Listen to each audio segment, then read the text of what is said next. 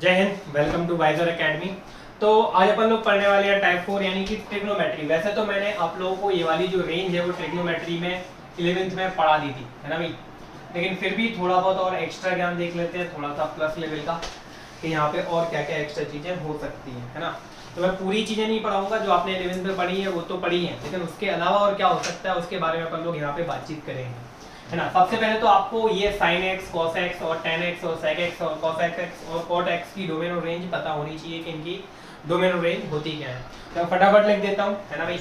ये अपन लोगों ने सब प्रूफ भी किया था कि इनकी डोमेन ये क्यों होती है और रेंज ये क्यों होती है, सब पढ़ा हुआ है अपन लोगों ने सही से। तो sin x की जो डोमेन है ना वो होती है कैपिटल R, ठीक है ना। और जो रेंज होती थी वो क्या होती थी, -1 to 1। ये sin x की डोमेन और रेंज होगी। cos x की बात करें तो cos x की भी डोमेन कैपिटल R, ये कभी भी नॉट डिफाइंड नहीं होता x की किसी भी वैल्यू के लिए, है ना भाई। और जो रेंज है वो कितनी होती है, इसकी भी -1 to 1 होती है। बात करते हैं tan x की। tan x की रेंज जो डोमेन जो है वो कैपिटल R नहीं होती, क्योंकि ये इन्फिनिटी दे देता है 90 पे और 3π/2 पे, है ना भाई, 270 पे। तो इसलिए इसकी जो डोमेन होती है वो होती है क्या भाई, x does not equal to में 2n + 1 π/2, या फिर इसी चीज को आप लिखना चाहें तो r माइनस करली में 2n + 1 π/2 भी लिख सकते हैं। और n बिलोंग्स टू z है यहाँ पे, है ना भाई, n बिलोंग्स टू क्या है, z है। आप या तो ऐसे लिख दो या ऐसे लिख दो, तो ऊपर वाला ज्यादा बेटर है, नीचे वाला मैं हटा देता हूँ फिलहाल, ठीक है ना। तो इन वैल्यू को छोड़ के बाकी सभी वैल्यूज पे अपना जो x है वो डिफाइंड होगा, मतलब डोमेन क्या होगी इसको छोड़ के सब कुछ, ठीक है। और जो रेंज होती है इसकी वो होती है कैपिटल R, ठीक है। वैसे तो sin cos tan ही मैन होते हैं, लेकिन फिर भी अपन लोग और चीजें देख लेते हैं, जैसे कि बात कर लेते हैं अपन लोग cosec x की। तो cosec x कब नॉट डिफाइंड होगा, जब sin 0 होगा तब तक cosec x नॉट डिफाइंड होगा, है ना भाई। या फिर एक काम करो, cosec के पहले cot लिख लो तो ज्यादा बेटर रहेगा थोड़ा सा। तो cot x कब नॉट डिफाइंड होगा, cot क्या होता है, cos अपॉन sin। सिंपल सी बात ये है कि जब sin 0 होगा तब तक cot क्या होगा, नॉट डिफाइंड होगा। और sin 0 कहाँ होता है, 0 पाई पे, 0 पे, है ना भाई, मतलब n पाई पे। x does not equal to में n पाई, ठीक है ना भाई। और इसकी जो रेंज होती है वो भी होती है क्या, कैपिटल R होती है। बात करते हैं अपन लोग cosec x की। तो cosec x और cot x की जो डोमेन होगी वो सेम होगी, क्योंकि cot में भी cos अपॉन sin होता है, मतलब अपॉन में sin आ रहा है, और cosec में भी अपॉन में क्या आएगा भाई, sin आएगा। दोनों में डिवाइड में sin आ रहा है, मतलब दोनों में sin 0 होने से प्रॉब्लम है, मतलब जो डोमेन cot की है वही डोमेन काय की हो जाएगी, cosec की हो जाएगी। और इनकी जो रेंज होती है ये किसका उल्टा है भाई, sin का रेसिप्रोकल होता है ना cosec x, है ना भाई। तो sin का उल्टा कर दो, sin कहता है -1 से 1 तक, तो cosec कहता है -1 से 1 के बीच में नहीं लेना, है ना भाई, मतलब -∞ से -1 यूनियन 1 से ∞। तो आप देख सकते हो यहाँ पे -1 से 1 के बीच में वैल्यू नहीं आ रही है। और बात करते हैं sec x की। तो sec x की जो डोमेन होगी, जो tan की है भाई sec की होगी, क्योंकि tan में भी अपॉन में cos आता है, sin अपॉन cos, और sec भी क्या होता है 1 अपॉन cos। तो जहां जहां पे cos 0 होगा वहां पे क्या होगा भाई, tan और sec को प्रॉब्लम हो जाएगी। तो x does not equal to में 2n + 1 π/2, इसलिए इन दोनों की डोमेन जो होती है वो सेम होती है। और जो रेंज होगी बिल्कुल जस्ट ये cos का रेसिप्रोकल है, तो जो cos की रेंज है उसका उल्टा करना है, तो मतलब -1 से 1 के बीच में है, तो ये कहता है कि -1 से 1 के बीच में नहीं आएगी वैल्यू, ठीक है कि नहीं। तो ये हो जाएंगी हमारी ट्रिग्नोमेट्रिक फंक्शन की रेंज। और बाकी sin² x की रेंज आपको मालूम ही है क्या होती है भाई, sin² x की 0 to 1 होती है, और डोमेन कैपिटल R होगी। और cosec² x की भी जो रेंज है वो यही होती है। ये तो अपन लोगों ने 11th में पढ़ ही लिया था।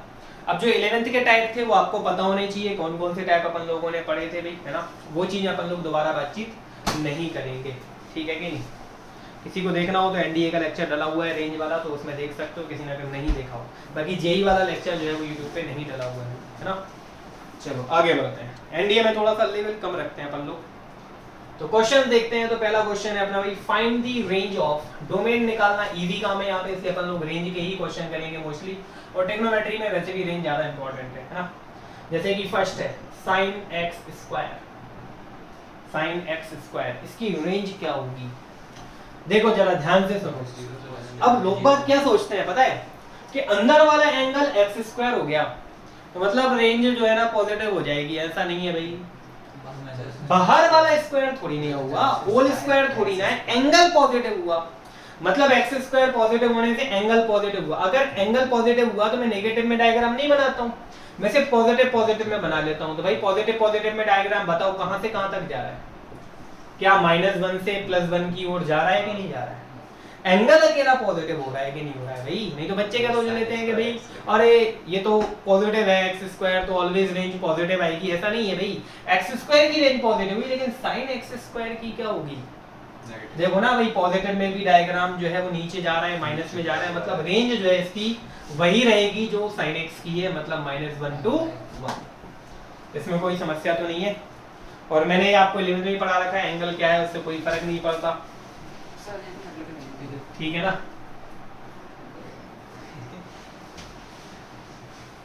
ठीक है भाई। तो सेकंड क्वेश्चन ये है कि sin x + 1/x की हमें रेंज निकालनी है अभी, है ना।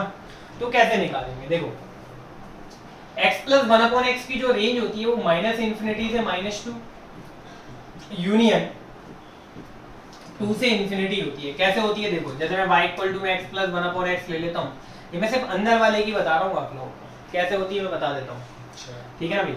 Arithmetic greater than equal to geometric mean तब लगाते हैं जब दोनों पॉजिटिव होते हैं, लेकिन यहाँ पे x का दिया नहीं है कि उसने पॉजिटिव होगा तो नेगेटिव भी हो सकता है। आप सोच रहे हो direct arithmetic greater than equal to geometric mean लगा दो, लेकिन वो तब लग जाता जब यहाँ पे x² + 1/x² होता, तो फिर ये चीज और ये चीज हमेशा पॉजिटिव थी, तभी वो arithmetic greater than equal to geometric mean काम करता जब क्या हो, ये दोनों नंबर पॉजिटिव हो। लेकिन यहाँ पे x और 1/x है तो ये नेगेटिव भी हो सकते हैं और पॉजिटिव भी, इसलिए मैंने arithmetic mean greater than equal to geometric mean नहीं लगाया। इसमें लग जाता, इसमें लगता तो सिर्फ 2 से इंफिनिटी वाला पार्ट आता, ठीक है ना भाई। और जब पॉजिटिव भी हो और नेगेटिव भी हो दोनों हो तो फिर आंसर ये पूरा आता है। चाहो तो आप डायरेक्टली याद रख लो, ये चीज काफी बार काम में आ जाती है ना भाई। तो चलो मैं सॉल्व करा देता हूँ कि ये आया कैसे। y = ये ले लिया, y = में x² + 1/x हो गया, तो ये क्वाड्रेटिक अपन लीनियर पढ़ा है ना, क्वाड्रेटिक में अपन लोगों ने रेंज पढ़ी थी। तो xy = में कितना हो जाएगा, ये x² + 1, तो x² - xy और +1 = में 0। फिर x रियल है, x क्या होगा, रियल ही होगा, डोमेन क्या होगी, डोमेन रियल वैल्यूज के लिए होती है ना भाई। तो x क्या है भाई, रियल है। अगर x रियल है तो हम क्या बोल देंगे, यहाँ पे जो डिस्क्रीमेंट होगा वो इसका ग्रेटर देन इक्वल टू क्या होगा, 0 होगा, है ना भाई, क्वाड्रेटिक के अकॉर्डिंग। तो डिस्क्रीमेंट का फॉर्मूला क्या होता है, b² - 4ac, तो ab1 और cb1 और ग्रेटर देन इक्वल टू 0। तो ये y + 2 इनटू में y - 2 greater than equal to 0। तो इसका सॉल्यूशन आपको मालूम ही है क्या होता है, बस क्या होता है, यही तो होता है, होता है कि नहीं होता है। तो ये x + 1/x की रेंज हो गई। क्या इतनी बात समझ में आ गई कि नहीं आ गई, ठीक है ना भाई। अब सुनना जरा ध्यान से। तो मतलब साइन के अंदर जो एंगल आएंगे वो सिर्फ आपके -2 से 2 के बीच में नहीं आ रहे, है ना। -2 मतलब कितना, 0, π/2 कितना होता है भाई, 1.5, π/2 कितना होता है 1.5, और पाई कितना होता है 3 पॉइंट एनीथिंग, है ना, 3 पॉइंट समथिंग समथिंग। अब मतलब यहाँ पे रहा होगा आपका 2, मान सकते हैं ना भाई, यहाँ पे क्या रहा होगा हमारा 2, है ना। इधर भी अपन लोग ऐसे ही देख लेंगे, ये कितना होगा -π/2, ये कितना होगा भाई -π, और इधर क्या रहा होगा हमारा -2 अप्रॉक्स, इधर कहीं रहा होगा, ये 2 रहा होगा। तो साइन का जो ग्राफ चलता है अपना वो कैसा चलता है भाई, ऐसा चलता है, ये इस तरीके से, ठीक है ना भाई, ऐसे ही तरीके से चलता है कि नहीं चलता है। तो आप देखना ध्यान से, तो आपको जो ग्राफ बनाना है, आपको जो ग्राफ बनाना है वो -2 से 2 के बीच में नहीं बनाना, मतलब इतना ग्राफ आपका हट जाएगा, इतना हट जाएगा। आप देख सकते हो क्योंकि साइन के अंदर जो वैल्यू आएगी एंगल में वो -2 से 2 के बीच में नहीं आ रही, मतलब ये वाला पार्ट आपका इतना हट जाएगा, है ना भाई। तो आपका ग्राफ ऐसे चलेगा। लेकिन आगे तो देखो आप लोग, -1 से +1 जा रहा है कि नहीं जा रहा है, आगे जा रहा है कि नहीं जा रहा है, इधर पीछे की भी तरफ जाएगा कि नहीं जाएगा। तो रेंज -1 से बनी होगी कि नहीं होगी, बिल्कुल होगी।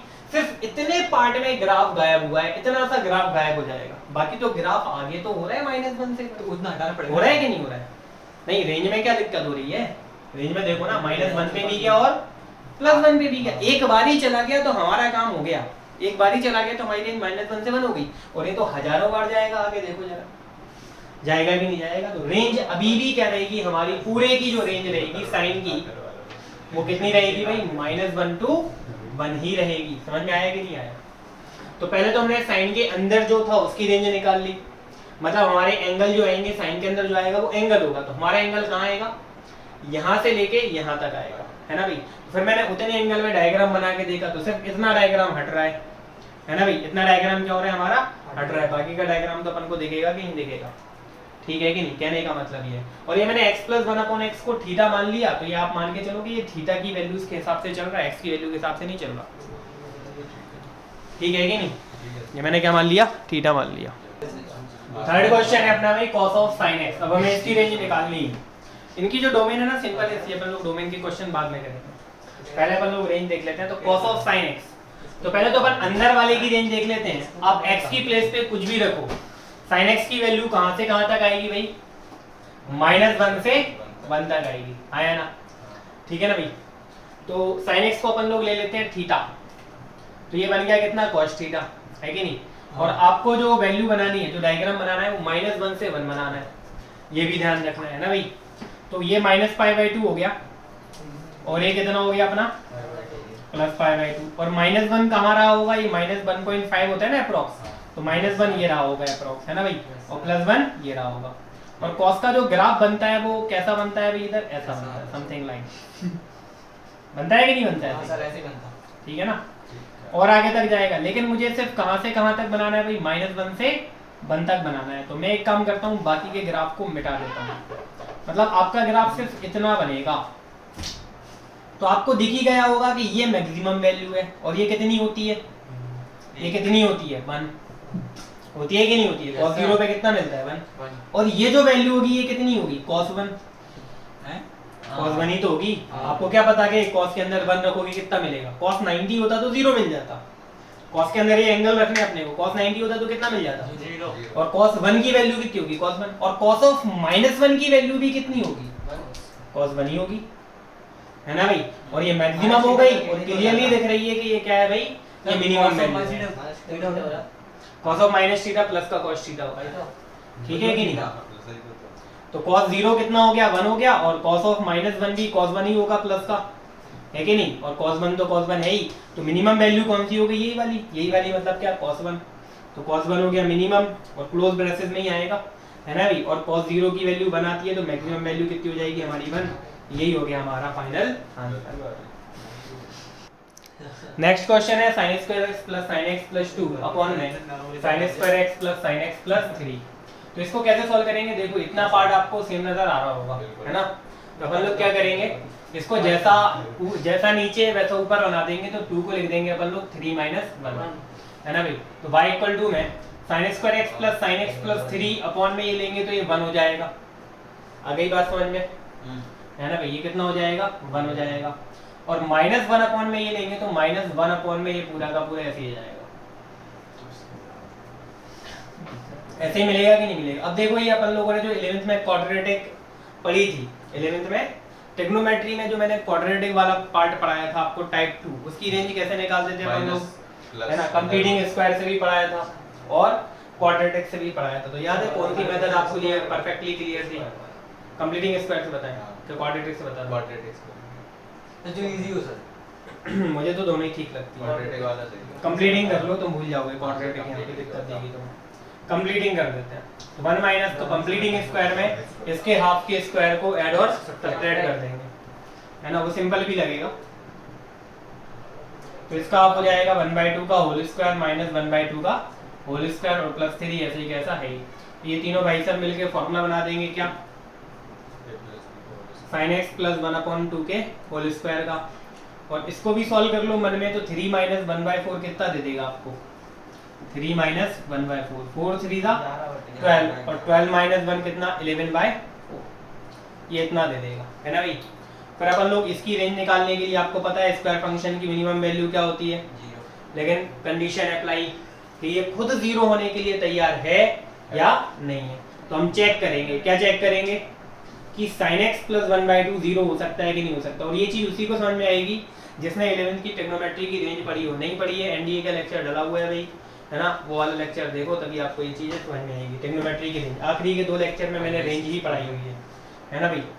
तो देखें sin x की वैल्यू कितनी मिल जाएगी अपने को, -1/2, ठीक है ना। तो एनडीए के लेक्चर में जाके देखना, आखिरी के 2 लेक्चर ट्रिग्नोमेट्री के जो है ना वो रेंज पे ही है, वो देखोगे तब आपको क्लियर होगा। तो ये पॉसिबल है कि नहीं है, है नहीं ये पॉसिबल है। क्यों है, क्योंकि sin x की वैल्यू कहां से कहां तक होती है, -1 से 1 तक होती है। क्या ये -1 से 1 के बीच में लाई कर रहा है कि नहीं कर रहा है, कर रहा है, मतलब ये पॉसिबल है। अगर ये पॉसिबल है तभी तो आप ये चीज यहाँ पे रखोगे, तभी आपको क्या मिलेगा 0। इट मींस एक वैल्यू इसकी क्या मिल जाएगी आपको 0। तो 0 रख के y की वैल्यू निकाल लेंगे अपन लोग, है ना। तो y इक्वल टू में कितना मिल जाएगा 1 माइनस 1 अपॉन में यहाँ पे 0 तो 11/4, ऊपर जाके ये कितना हो जाएगा 1 माइनस 4/11, सॉल्व करेंगे तो कितना मिल जाएगा 7/11। तो y की एक वैल्यू हमें क्या मिल गई 7/11। अभी हम ये डिसाइड नहीं करेंगे कि मिनिमम है कि मैक्सिमम है। फिर बाकी दोनों वैल्यू हम कैसे निकालते थे, एक बार sin x की प्लेस पे 1 रख देते थे और एक बार sin x की प्लेस पे कितना रख देते थे -1 रख देते थे, ऐसे ही करते थे ना, है ना भाई। तो चलो निकाल लेते हैं। तो यहाँ पे रख देते हैं अपन लोग एक बार 1 और एक बार -1, चाहो तो यहाँ रख दो, लेकिन यहाँ कैलकुलेशन ज्यादा होगी, ये चीज और ये चीज सेम ही तो है ना भाई। तो इधर रख देते हैं अपन लोग 1। तो y इक्वल टू 1 रखेंगे तो 1 माइनस 1 अपॉन में 1 प्लस 1 प्लस 3, तो ये दे देगा y इक्वल टू में 1 माइनस कितना 1 अपॉन 5, सॉल्व करेंगे तो 4/5 मिल जाएगा। और -1 रखेंगे तो 1 माइनस 1 अपॉन में -1 का स्क्वायर 1 और ये -1 और प्लस 3, 1 से बन गया 1 माइनस 1 अपॉन 3, कितना दे देगा ये अपन को 2/3, यही दे रहा है। तो बताओ तीनों वैल्यू में सबसे छोटी वैल्यू कौन सी है, कौन सी है सबसे छोटी वैल्यू? ये आएगा 0. कितना 6, यही आ रहा है। ये आएगा कितना 0.8 और ये कितना आ रहा है 6 ही आ रहा है, और ये 6 आएगा, और ऊपर वाला कितना आएगा 0.63 आ रहा है।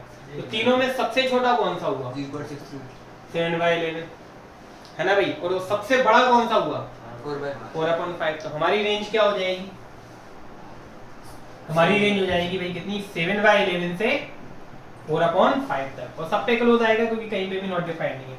अब ध्यान से सुनना, अगर इसकी रेंज में मतलब नेगेटिव टू पॉजिटिव रेंज आती तो प्रॉब्लम हो जाती। क्यों हो जाती प्रॉब्लम, क्योंकि ये 0 भी रखता कि नहीं रखता, और अपॉन में 0 क्या बना देता इन्फिनिटी। तो फिर उस केस में अपन लोग अलग तरीके से क्वेश्चन सॉल्व करते हैं, ठीक है ना। फिर ऐसे सॉल्व नहीं करते। फिर उस केस में पहले मैं इसकी रेंज अलग निकालता, फिर 1 अपॉन अलग करता, समझ रहे हो ना। मतलब मैं इतने की रेंज अलग से निकाल लेता। चाहो तो मैं इस क्वेश्चन में भी ऐसे ही कर देता तो सही रहता, ज्यादा बेटर रहता। चलो ठीक है, कोई बात नहीं। अब ये वाला क्वेश्चन अपन ऐसे सॉल्व कर लिए तो ठीक है, लेकिन आप लोग जो है ना जब भी ऐसा क्वेश्चन आए तो इसकी रेंज अलग निकाला करो, फिर 1 अपॉन करा करो, फिर माइनस का इनटू करा करो, फिर 1 से ऐड किया करो, जैसा अपन पहले करते थे। इस बार मैंने थोड़ा डायरेक्टली कर दिया तो चलो ठीक है, कोई दिक्कत नहीं, ये भी चल जाएगा, ठीक है कि नहीं। तो वैसे करना तो ज्यादा बेटर रहेगा। तो अभी तो चलो कोई प्रॉब्लम नहीं है, सिंपल क्वेश्चन था तो इजीली हो गया। नेक्स्ट क्वेश्चन है अपना find domain of. First question है इसमें 1/2 cos x - 1, हमें इसकी डोमेन निकालनी है अभी। तो ये कब नॉट डिफाइंड होगा, जब नीचे वाला 0 हो जाएगा। तो it means 2 cos x - 1 does not equal to 0। इसका मतलब cos x does not equal to में 1/2, है ना भाई। तो cos x does not equal to 1/2, तो 1/2 को मैं cos में कितना लिख सकता हूं भाई, cos कितना π/3।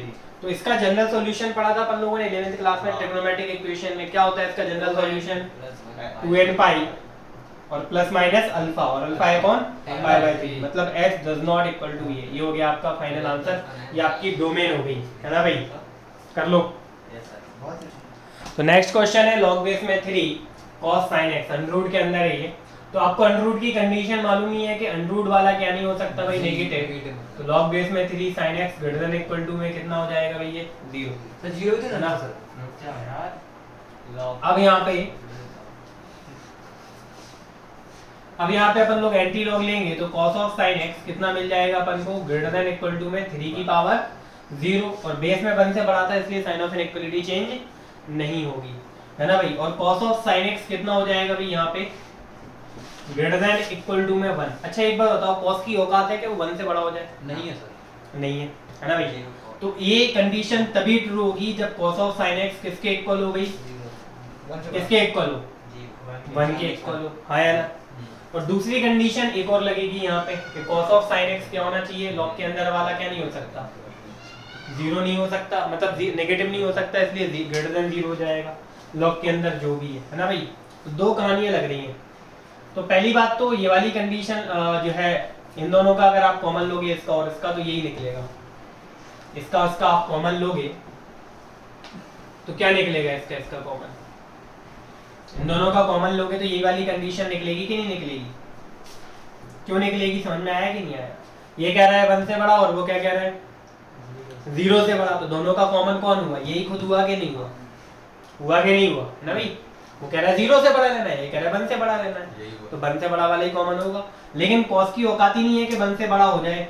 ये कंडीशन तभी ट्रू होगी जब cos ऑफ sin x क्या हो गई 1 हो। 1 से बड़ा होता ही नहीं है cos, इसके अलावा कोई कंडीशन है कि नहीं है? और ये चीज तभी आएगी जब आपका sin x जो है वो कितना हो जाए 0, हाँ या ना? और ये चीज तभी आएगी ना जब आपका sin x क्या हो जाए 0 हो जाए, या फिर क्या हो जाए 2 पाई हो जाए, या फिर क्या हो जाए, क्या हो जाए 3 पाई हो जाए, या क्या हो जाए 4 पाई हो जाए। तो अपन चलो sin x को 0 मान लेते हैं कि ये 0 दे देगा, लेकिन अपन को sin x क्या पाई दे देगा, क्या 2 पाई दे पाएगा sin x 2 पाई दे पाएगा? नहीं, क्यों? क्योंकि 2 पाई की जो वैल्यू होती है वो कितनी होती है 6.2 पाई की, 6 पॉइंट, क्या sin x की वैल्यू 6 होती है क्या? नहीं, तो वो 0 के अलावा और कुछ दे नहीं सकता आपको sin x, है कि नहीं? ना तो 2 पाई ना 4 पाई। sin x की जो वैल्यू होती है वो -1 से 1 के बीच में लाई करती है, और cos की वैल्यू 1 कब कब आती है, cos 0 1, cos 2 पाई 1, लेकिन क्या sin x 2 पाई दे पाएगा? नहीं, क्योंकि 2 पाई की वैल्यू कितनी होती है 6 पॉइंट, और sin x की वैल्यू 6 हो सकती है क्या? नहीं हो सकती है। आगे बात समझ में कि नहीं, है ना? ये कहने का मतलब है यहाँ पे। तो sin x इक्वल टू 0 होगा तभी ये कंडीशन वेरीफाई होगी। और sin x 0 कब होता है? जब x इक्वल टू क्या होता है n पाई, जनरल सॉल्यूशन कौन सा वाला, वही अपना 11th क्लास वाला। ये हो जाएगी आपकी क्या भाई डोमेन, मतलब x इक्वल टू n पाई पे ही अकेला आपका सॉल्यूशन होगा, इसके अलावा और कहीं सॉल्यूशन एग्जिस्ट नहीं करेगा। ठीक है, देखिए नेक्स्ट क्वेश्चन है थर्ड, अंडर रूट में 16 - x² प्लस अंडर रूट में sin x। तो 16 - x² जो होगा ना भाई वो होगा greater than equal to 0, minus का मल्टीप्लाई करेंगे तो साइन ऑफ इनइक्वालिटी चेंज हो जाएगी, और x + 4 * x - 4 इसका सॉल्यूशन करेंगे तो डायरेक्टली लिख देता हूं, आपको इनइक्वालिटी पता ही है भाई -4 to 4, है ना? और ये जो कंडीशन निकलेगी ये निकलेगी sin x greater than equal to 0। आप तो एक काम करो, सबसे बढ़िया तरीका ये है कि यहाँ पे sin x का ग्राफ देख लो, sin x का क्या बना लो ग्राफ, और उसमें sin x पॉजिटिव आ रहा होगा, वो अपन लोग उतना पार्ट ले लेंगे, है ना भाई? और हमें ये भी देखना है कि जो सॉल्यूशन लेना है यानी कि डोमेन निकालनी है जो, वो -4 से 4 तक ही निकालनी है। तो आप sin x के एंगल वही लें जो -4 से 4 तक जा रहे हो, इसके बाहर वाले एंगल को अपन को देखने की भी जरूरत नहीं है, नहीं तो ऐसे तो फिर बहुत सारे सॉल्यूशन दे देगा आपको ये। तो पहले sin x का ग्राफ बना लेते हैं, है ना भाई? तो sin x का ग्राफ कैसा चलता है, ऐसे समथिंग लाइक दिस, इधर भी एक आध बार और घुमा देते हैं, इस तरीके से sin x का ग्राफ चलता है। ये 0 है, ये कितना है π/2 है, ये कितना है पाई है, ये कितना है 3π/2 है, और ये कितना है 2 पाई है। बस 2 पाई से आगे नहीं जाना, क्योंकि 4 जो है वो 2 पाई से छोटा होगा। 2 पाई यानी कि 6 पॉइंट अप्रॉक्स, है ना? पाई की वैल्यू 3.14 होती है, तो 2 पाई की वैल्यू 6 पॉइंट अप्रॉक्स, और 3π/2 की वैल्यू कितनी होगी, π/2 1.5, और 1.5 into 3 4.5, मतलब 4 आपका यहाँ कहीं लाई कर रहा होगा, ठीक है कि नहीं? 4 आपका यहाँ कहीं लाई कर रहा होगा, तो 4 के बाद देखना ही नहीं है हमें। अब -4 की बात कर लेते हैं, तो ये -पाई हो गया, है ना भाई? और ये कितना हो जाएगा -3π/2, -3π/2 यानी कि -4.5, यानी कि -4 आपका यहाँ पे कहीं लाई कर रहा होगा, ठीक है कि नहीं? तो आपका सॉल्यूशन हो गया -4 से 4, ठीक है कि नहीं? -4 से 4, और -4 से 4 पे देख लो कि साइन कहाँ पॉजिटिव हो रहा है, इतना पोर्शन, ये वाला पूरा पोर्शन, और कहीं है साइन पॉजिटिव, और कहीं है साइन पॉजिटिव -4 से 4 में, और कहीं है साइन पॉजिटिव नहीं। तो ये इन दोनों का कॉमन हो गया डायरेक्टली, ये डायरेक्ट कॉमन निकाल दिया मैंने। चाहो तो अलग अलग तरीके निकाल लो कि पहले साइन का सॉल्यूशन लिख देते आप, कितना यहाँ पे कितना होता -2 पाई से -पाई, यूनियन 0 से पाई, और यूनियन 2 पाई से 3 पाई, आप ऐसा लिख देते, फिर उसका कॉमन निकालते, तो वो लेंथी प्रोसेस हो जाती। तो आप यहीं पे देख लो ना कि -4 से 4 ही निकालना है, तो -4 से 4 में साइन क्या होना चाहिए, पॉजिटिव होना चाहिए। तो खुद देख लो कहाँ हो रहा है पॉजिटिव, एक तो ये पूरा, और कहीं नहीं आगे, है ना? पाई से 4 पे तो नेगेटिव हो गया, नीचे चला गया मतलब नेगेटिव हो गया। आगे बात समझ में कि नहीं आई? तो आपका सॉल्यूशन हो जाएगा -4 से -पाई, और सब पे क्लोज ही लगना है ना भाई? सब पे क्या लगना है, क्लोज, क्योंकि इधर भी इक्वल टू है और इधर भी इक्वल टू था, तो सब पे क्लोज आएगा। तो -4 से -पाई, और यूनियन, और 0 से कितना पाई, इसके अलावा और कहीं है नहीं है। ये हो गया आपका फाइनल आंसर। ठीक है ना, डायरेक्टली अपन ने कॉमन सॉल्यूशन निकाल के रख दिया। इसकी रेंज क्या होगी सर? देखें 9 minus x square, next question है अपना अंडर रूट में 9 minus x square plus under root में sin x माइनस 2। तो 9 माइनस एक्स स्क्वायर क्या हो जाएगा भाई, ग्रेटर देन इक्वल टू में 0, तो एक्स स्क्वायर माइनस 9 वही less than equal to 0। Direct लिख देता हूं x बिलोंग्स टू -3 से 3 ये दे देगा अपन को, है ना भाई। यहाँ पे है sin x minus 2 greater than equal to 0, ठीक है कि नहीं, ये वाली कहानी है। तो यहाँ पे जब अपन ग्राफ बनाएंगे ना तो x माइनस 2 कब 0 होगा, x इक्वल टू 2 पे, है ना भाई। तो 2 पहले आप बना लो और 2 पे एक वर्टिकल लाइन खींच दो, तो यहीं से आपका ग्राफ जो है ना ये 2 ओरिजिन की तरह काम करेगा आपके ग्राफ में। ये मैंने बताया था 11 में जब ग्राफ पढ़ाया था, है ना भाई। तो ये कहानी हो जाएगी आपका ग्राफ आप समथिंग लाइक दिस ऐसा चलेगा, ठीक है ना, ये आपका ग्राफ इस तरीके से चलेगा। अब सुनना जरा ध्यान से, ये x इक्वल टू 2 है, जब x माइनस 2 को 0 रखोगे तो आपको ये x इक्वल टू 2 मिला। अच्छा, ये वाली जो पोजीशन होती है किसकी होती है, पाई की होती है कि नहीं होती है। तो जब हम x माइनस 2 को पाई रखेंगे तब हमें ये चीज मिलेगी, है कि नहीं। x माइनस 2 को पाई रखने से x कितना मिलेगा, 2 प्लस पाई। और ये वाली किसकी पोजीशन होती है, पाई बाई 2 की। तो जब मैं x माइनस 2 को पाई बाई 2 रखूंगा तब ये पोजीशन मिलेगी 90 sin 91। x माइनस 2 की प्लेस पे 90 आएगा तभी तो पर बनेगा ना अभी। तो x की वैल्यू कितनी मिलेगी, कितना, 2 प्लस पाई बाई 2, है कि नहीं। और ये जो कंडीशन होती है किसकी होती है, माइनस पाई की, और ये माइनस पाई बाई 2 की होती है कि नहीं। तो पहले माइनस पाई बाई 2 से निपट लेते हैं, है ना भाई। तो पहले माइनस पाई बाई 2 से निपट लेते हैं, तो x की वैल्यू कितनी मिलेगी, 2 माइनस पाई बाई 2। अच्छा, 2 माइनस पाई बाई 2 पॉजिटिव है कि नेगेटिव है, पॉजिटिव है ना। ये माइनस 2 उधर जाके प्लस का पॉजिटिव है, क्योंकि पाई बाई 2 है 1.5, तो 2 माइनस, तो इसलिए देखो पॉजिटिव में ही मैंने लिया, इसलिए हल्का सा मैंने जानबूझ के इधर ले लिया था। अगर नेगेटिव होता तो फिर मैं 2 को थोड़ा सा इधर लेके इस तरह पहुंचा देता इसको, माइनस पाई बाई 2 को, ध्यान रखना। तो ये आपको देगा कितना, 2 माइनस पाई बाई 2। और जब आप क्या रखोगे यहाँ पे, ये किसकी कंडीशन होती है, माइनस पाई की। जब आप माइनस पाई रखोगे यहाँ पे तो आपको x की वैल्यू कितनी मिलेगी, माइनस पाई प्लस 2। और ये वाली किसकी कंडीशन होती है, माइनस 3 पाई बाई 2 की, है ना भाई। तो माइनस 3 पाई बाई 2 जब आप रखोगे, यही होती है ना माइनस 3 पाई बाई 2 की, ठीक है कि नहीं। ये माइनस 2 पाई होता है, माइनस पाई हो गया, और ये कितना होता है, माइनस 3 पाई बाई 2 होता है, और ये कितना होता है, माइनस 2 पाई होता है। तो बस यहीं तक जाना है, इसके आगे जाना भी नहीं है। तो माइनस 3 पाई बाई 2 लेंगे तो माइनस 2 उधर जाके आएगा प्लस का, तो 2 माइनस कितना, 3 पाई बाई 2। अच्छा, इसको सॉल्व करके देख लो ये दे कितना रहा है, आगे जाना है कि जाने से पता चल जाएगा, आगे जाना पड़ेगा आगे ना। 2 पॉइंट कुछ दे रहा है माइनस में, तो और आगे जाना पड़ेगा। तो ये किसकी कंडीशन होती है, माइनस 2 पाई की। तो माइनस 2 पाई रखेंगे तो ये कितना हो जाएगा भाई, माइनस 2 पाई प्लस 2। ये कितना दे रहा है अपने को, माइनस 6 प्लस 2 यानी कि माइनस 4 दे रहा है अप्रोक्स। तो चलो ठीक है, इससे आगे नहीं जाना, माइनस 3 तक ही जाना था अपन को। तो चलो हो गया काम अपना, है ना भाई। अब देखो जरा ध्यान से, तो हमें ये पॉजिटिव चाहिए, तो इतने में पॉजिटिव है, ये इधर है पॉजिटिव, बस इतने में ही काम हो जाएगा हमारा। ये लेना नहीं है, ये लेना नहीं है जो नीचे गया। अब माइनस 3 कहाँ रहा है ये सोच लो, ये 2 माइनस 4.5 यानी कि कितना, माइनस 2.5, यानी कि माइनस 3 आपका इधर कहीं रहा होगा, और प्लस 3 कहाँ रहा होगा, ये 2 है ना भाई। और 2 प्लस पाई बाई 2 कितना हो रहा है, 2 प्लस 1.5 ये कितना हो रहा है, 3.5 हो रहा है कि नहीं हो रहा है। मतलब आपका 3 कहाँ रहा होगा, यहाँ रहा होगा। तो बताओ इतने में पॉजिटिव कहाँ कहाँ हो रहा है, इतने एरिया, एक तो ये वाला और एक ये वाला। तो आपका आंसर क्या हो जाएगा, -2 minus 3 pi by 2, sorry minus 3 से कितना, माइनस पाई प्लस 2 तक आ रहा है पॉजिटिव, है कि नहीं। और यूनियन 2 से कहां तक जा रहा है, ये 3 तक जा रहा है कि नहीं। 3 से आगे जाना नहीं है मेरे को। बस ये हो जाएगा आपका फाइनल आंसर। ये क्वेश्चन थोड़ा सा और ज्यादा हैवी हो जाता है पिछले वाले क्वेश्चन से। बस आज के लिए इतना ही, बाकी अपन लोग कल पढ़ेंगे। जय हिंद।